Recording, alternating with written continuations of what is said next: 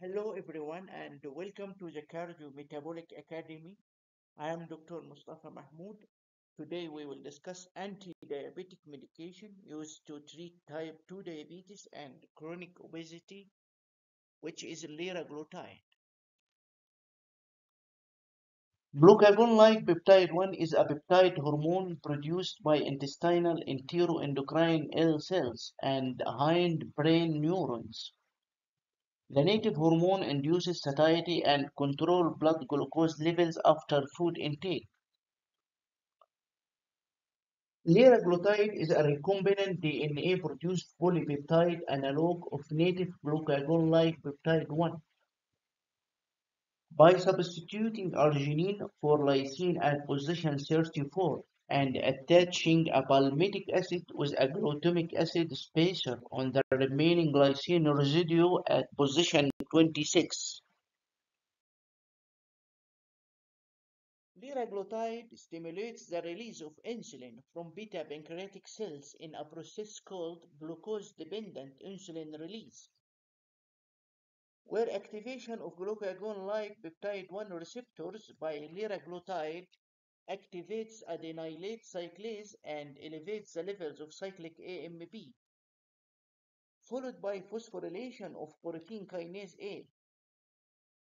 Protein kinase A activates the voltage-dependent L-type calcium channels to increase intracellular concentration of cytoplasmic calcium, leading to insulin release by exocytosis from insulin granules.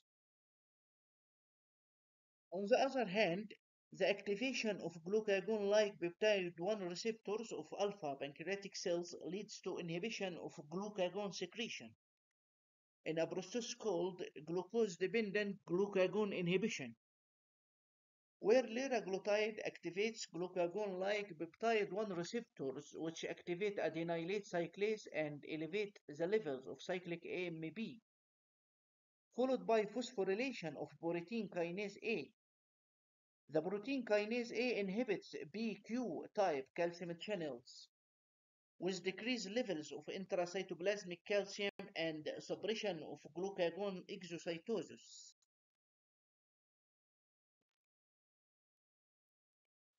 Another mechanism of inhibition of glucagon secretions, where liraglutide activates glucagon-like peptide 1 receptors on delta pancreatic cells through increasing intracellular cyclic AMP, somatostatin secretion increased from delta cells to bind to its receptors on alpha pancreatic cells to inhibit glucagon secretion from alpha cells. The glucagon-like peptide 1 agonist liraglutide affects central regulation of food intake by several routes. Indirectly through intestinal vagal areas, which activate glucagon-like peptide 1 producing neurons in the nucleus tractus solitarius,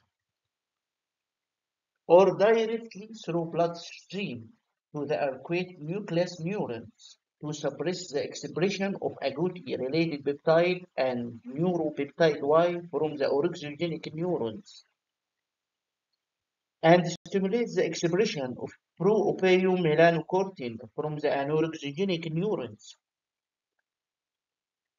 As a result of manipulation of those neurotransmitters, food intake decreased.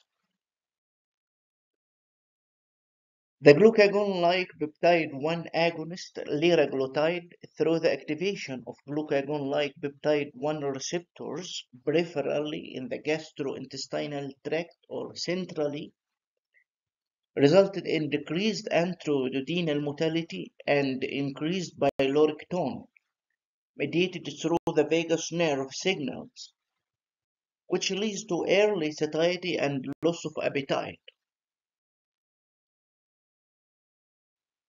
Other actions of glucagon-like peptide 1 receptor agonist liraglutide associated with cardiovascular protective effects and improving lipid profile. Glucagon-like peptide 1 receptors are expressed in multiple cardiovascular cell types such as macrophage, smooth muscle cells, and endothelial cells. Activation of such receptors by liraglutide inhibits the abnormal migration, proliferation, and apoptosis in vascular smooth muscle cells and decreased macrophage inflammation. Also, modification of lipid metabolism induced by glucagon-like peptide 1 receptor agonist liraglutide with decrease in lipogenesis and beta oxidation of fatty acids and increased cholesterol uptake by liver. Indications: liraglutide is indicated as adjunct to diet and exercise to improve glycemic control in patients greater than or equal to 10 years old with type 2 diabetes. In lead trials or liraglutide effects and actions in diabetes, liraglutide demonstrated consistent and sustained 1 up to 1.5% hemoglobin A1C reduction compared to baseline when liraglutide was used as monotherapy or added to other antidiabetic drugs. The second indication for liraglutide for weight management. In adults as adjunct to diet and exercise in overweight with body mass index greater than or equal to 27 kg per meter square, with at least one of weight-related comorbidities such as hypertension, diabetes, or obstructive sleep apnea. And in obese patients with body mass index greater than or equal to 30 kg per meter square. In lead trials, patients lost up to 3.24 kg with liraglutide, while in scale diabetes randomized clinical trial, patients lost up to 6.4 kg of their weight with liraglutide 3 mg subcutaneous daily combined with caloric restriction and increased physical activity.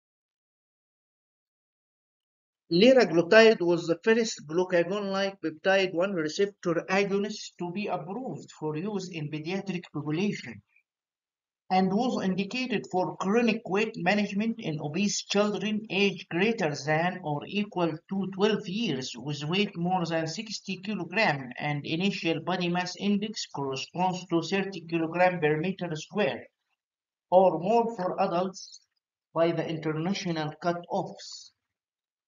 In addition to reduced caloric intake and increased physical activity.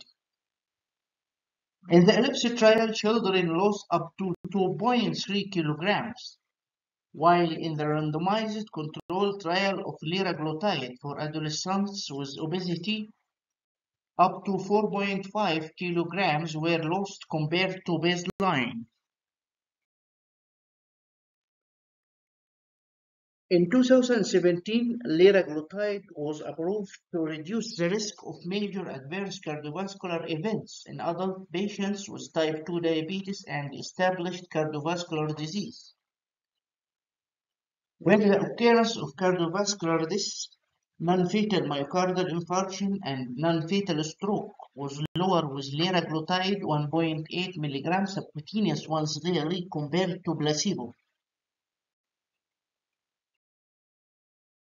Liraglutide is available in two subcutaneous injection formulae without need for dose adjustment in case of renal impairment. The first formula is Victoza for type 2 diabetes.